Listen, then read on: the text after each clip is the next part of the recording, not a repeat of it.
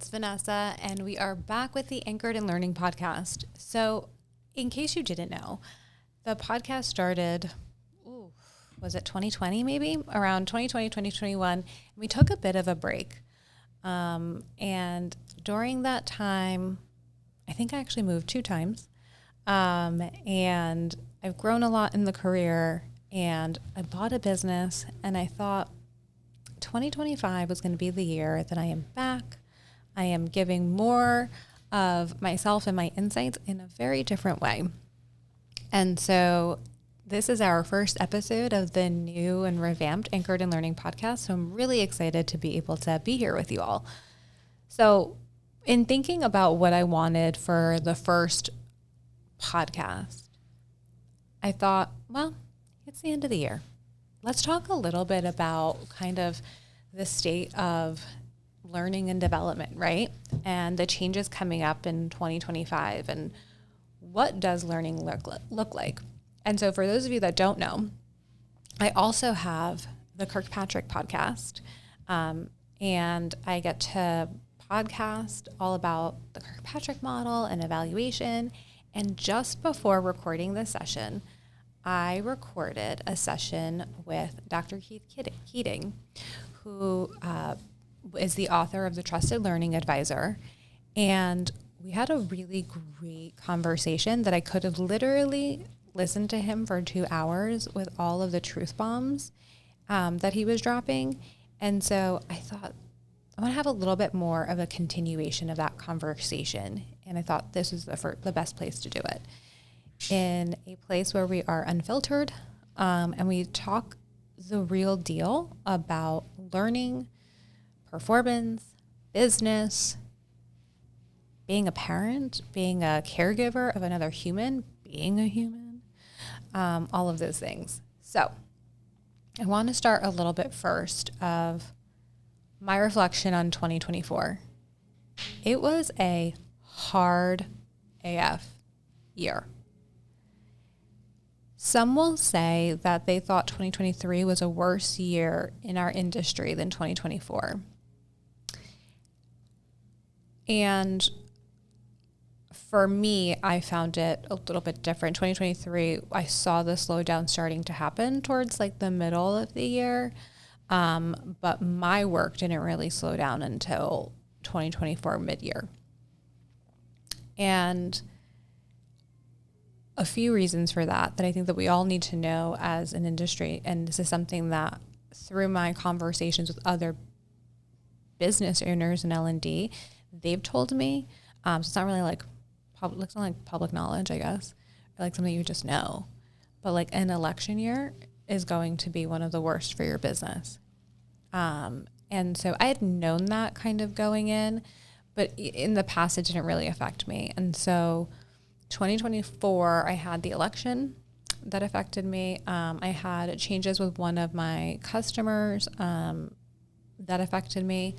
I had a continuing resolution until March 22nd of 24 that affected us. And just the economy doing this like weird, are we soft landing? Are we crashing? Like what's going to happen? And it was hard. And I think as an industry, we don't talk about the tough times enough, and we don't talk about what we can do to be better prepared for those tough times. And every day I will open up LinkedIn and I will see someone else losing their job, or another post about, or a news article about another organization cutting jobs. And I don't even need to open it to really know, like, all right, I know exactly where they're probably cutting most of these people. And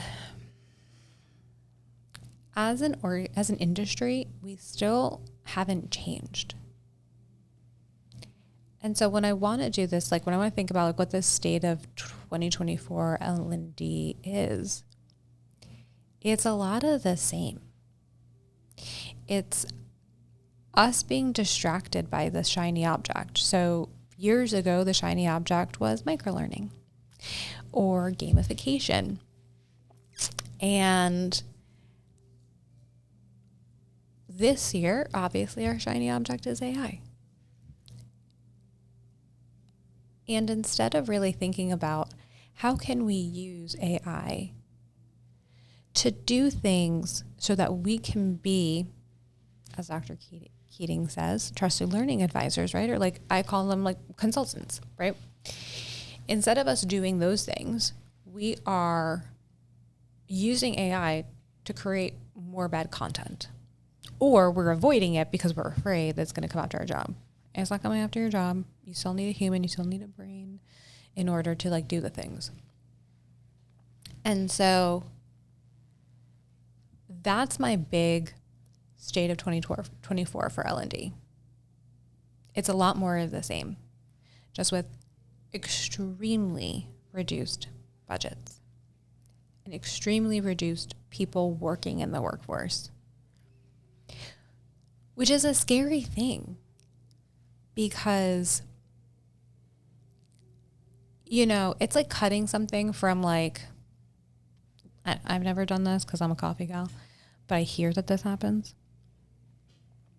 You know, when you cut something like coffee from your day, right?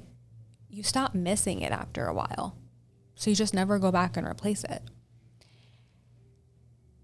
And learning and development, that may be an extreme for an organization. Like if you cut L&D, you're never going to need it. Like probably not. But is that such an extreme? We could be cut. And instead of rehiring back, our organizations are thinking, well, like they weren't really providing much value. So how else can we use that budget in different ways and still get similar, same, or better outcomes? And so I think that going into 2025, you know, I don't have high hopes for our industry in the next few years, but I really don't have high hopes for how we're going to handle the change of 2025. Likely we'll start to see the market turn. We'll see jobs open up again, you know, being posted. I'm already starting to see people hiring for HR directors. And I was told, so at one point when I was evaluating different companies, I was told by an HR executive search firm, he said, you know, I know when the market's about to turn, when people are starting to hire their HR people back when I get my phone calls. So I'm starting to see that. So it's like something I track. I'm starting to see that. So like, that's really great. So I think that we're going to start to rebound. My fear though, is that we're going to start to see the rebound and we're going to go back to doing exactly the same things that we've always done and not learn from now.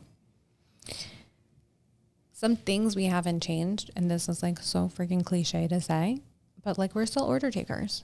We're still taking that order, not having a conversation with our stakeholders. We're not trying to cross silos in our organization. We're just staying in our learning bubble. And I think it's because, and I'm going to preface this, there's like many reasons, but one of the reasons is we are more comfortable taking the order because it's probably an order we've already made. It's sitting on a menu somewhere. And so I know exactly what to do.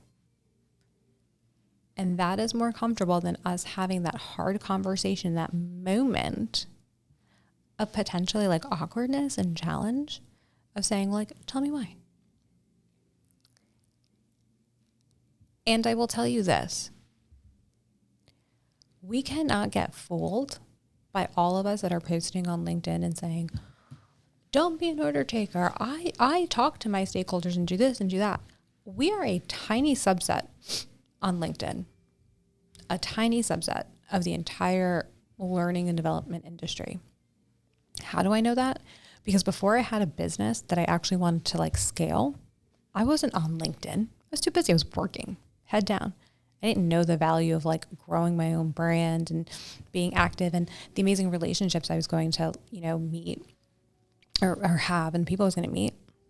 That wasn't like on my radar. I was busy. And that's not like a unique thing. So I want to preface that, like, it might look like on the outside, a lot of us are doing it, and a lot of us are, but a lot of us aren't. I would say more of us are not. And so we've got to get to a place of self-educating ourselves. And almost like, I wish there was a sales training for L&D. Like, how amazing would that be? Right? Like, it's like the one thing I like wish I did. And like, I wish I had a sales job. I used to work for a company that sold window sidings and doors and roofs. Can't forget the roofs. And solar. And I remember sitting like in marketing training and sales training, and some of those things like have rubbed off on me.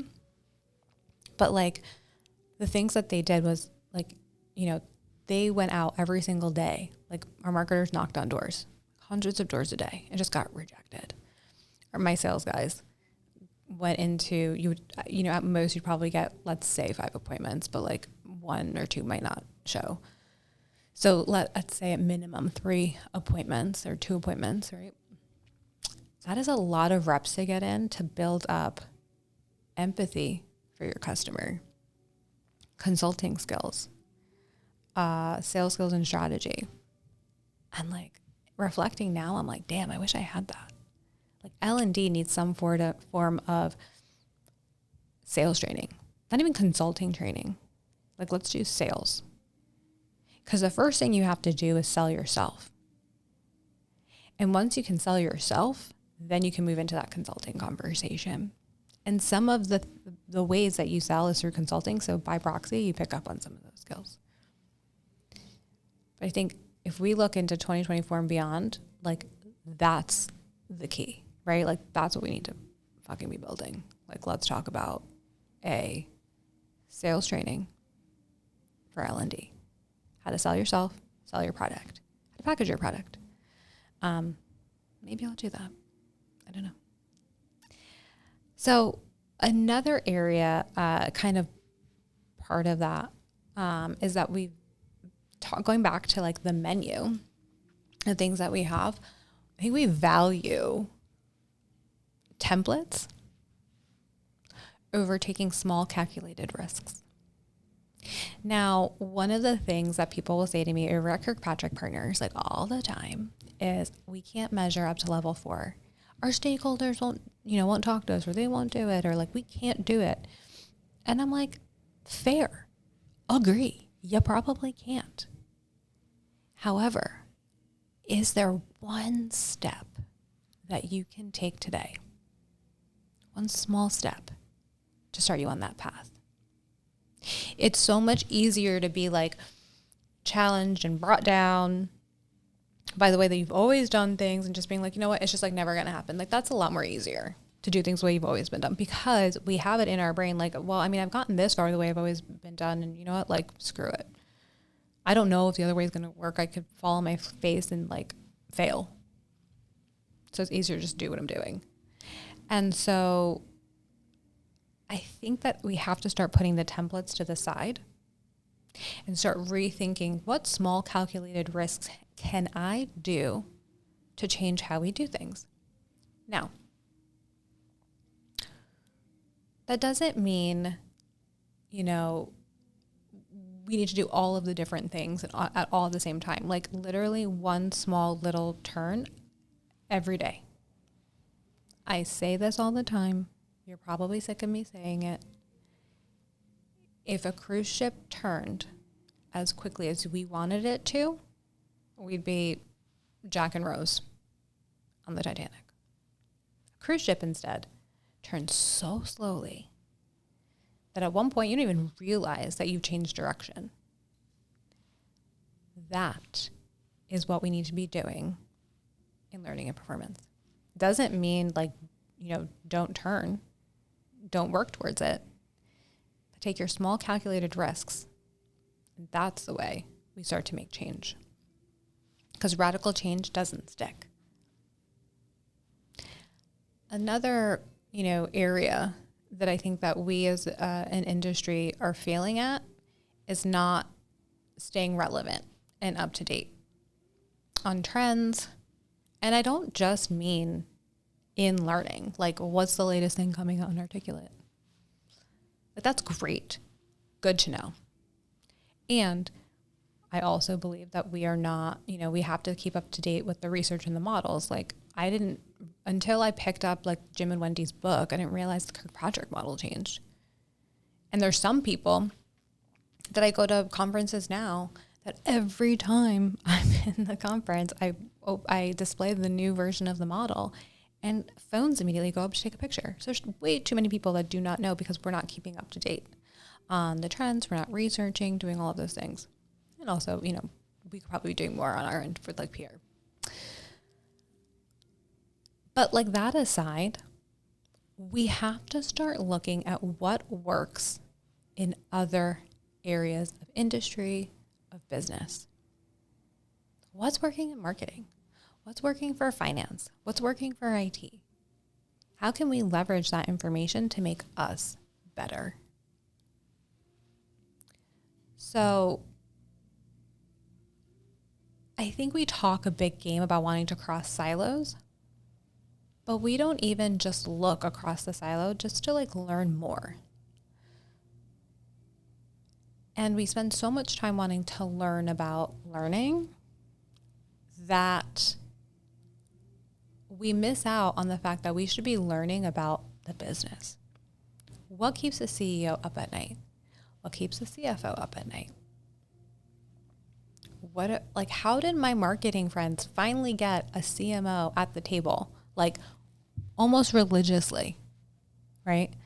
Like marketing in the past wasn't something that kind of looked like L&D, right? Come marketing. We don't need them. We need salespeople. We need more people talking about our product. But when the digital marketing age came out there, they learned how to quantify and tell the story of the value that they are bringing to the organization. They took the step to change their brand and they turned around and shifted and started making data-driven decisions. And we're still operating on feelings. And we're still operating on one person said this one time, so it must be needed. Or I don't want to piss off the boss, so I'm just going to do what he says. Now, like, don't piss off the boss, but sometimes we have to. So if we are not looking at how are we creating a culture of evaluation, you're going to hear me talk a lot about here and at Kirkpatrick. If we're not talking about the culture of evaluation, we're never going to be supportive of a culture of continuous learning nor continuous improvement. How do we know what people need? How do we know the continuous learning that we're developing is driving any sort of value back to the organization or the human that's consuming it? How do we know that what we should be improving? How should we know that we even improved if we don't take a step back and evaluate? See, this last kind of step is or thing, I should say, why we haven't changed is because we operate on our own perception and bias. Instead of taking the moment to ask, we instead use the data that we know because of what we've heard, what we might have experienced, and we use that to influence so many different decisions in the organization. And I don't just mean this for L&D. I also think that CEOs do this. I think they create strategic plans and visions without actually taking a look at and doing an evaluation as to their organization. It's just not just a learning thing. But we have our own bias. We have our own motives to do things in certain ways. And that is what I believe we are challenged with, and we don't ever change because we're doing things the same because this is the way that it's always been done. or this is the way that I think that they want it. And guess what? They don't want it. They don't want it. Interestingly, I was on a call with a former COO of mine that's now a CEO at another organization. And she was talking about the work that we did for them. And Carrie goes, when she's basically selling our work, and I was like, this is like the best sales call ever. I don't have to do the selling. She's doing it for me. She goes, this learner persona that they did, you want to know the value was for us? Like, paid for it totally. Finding out what motivated each of our different people. Because, and that was the conversation they would bring to every single meeting about, you know, when they're starting to develop new curriculum for that person. Because they said, the other thing that we realized is what we thought motivated them based on what we knew of them was so off track. And so I think there's a lot of, we operate on assumption over facts, and facts are not just numbers, right? Facts are like people telling you their stories and giving you their opinion. We operate more on assumptions than facts. And CEOs want to see us operating from facts and data. They don't care about how much time someone sat for their training. They don't care. They want to know that that person is performing better. They're not causing harm. They're not bringing down the company firewall. Like, the company is protected. Those are the things that they care about. The company is more productive. The company is more profitable. And if we can start to shift just little things that we do, that will change the trajectory of our industry. And I think we have to stop thinking about the industry as a whole too, and start to worry about our own organizations, because the industry is going to be the industry, but what's going to change our organization is what I can most closely change, right? I can't change an entire industry. I mean, I can, and I am, and I will. But I can affect what's more in my immediate grasp first, and then show people this is possible. And I want you to take that and think of that in your own organization. You can't change your organization overnight, but maybe you can change your department, and maybe not your department. Maybe it's your team. Maybe it's not your team. Maybe it's your colleague, how you guys work together. And maybe it's not there. Maybe it's how you change yourself. Start there. What can I do to do things in a better way and not get bogged down by the way things have always been done, and just do a couple of things differently and show people, hey, I did it this way, and these were the outcomes. Why don't we all try it? And that's how those things spread like wildfire. So with that, I know this was like a rambly one, everyone, but I wanted to start off with some of that, because some of that has been on my heart for a few days. And I have a love for this industry, and I want to see us be different, because I want to see us stay relevant in 2025 and beyond. And I just am having a hard time seeing it in the next 5 to 10 years if we don't see change. So with that, please make sure that you stay connected. You can find me on LinkedIn, on all the social media platforms, TikTok, and Instagram, and all the things. And make sure you like and subscribe to catch every episode. And I would love to hear more of what you want to talk about. What's the hot take? And I will talk to y'all soon, friends. Bye.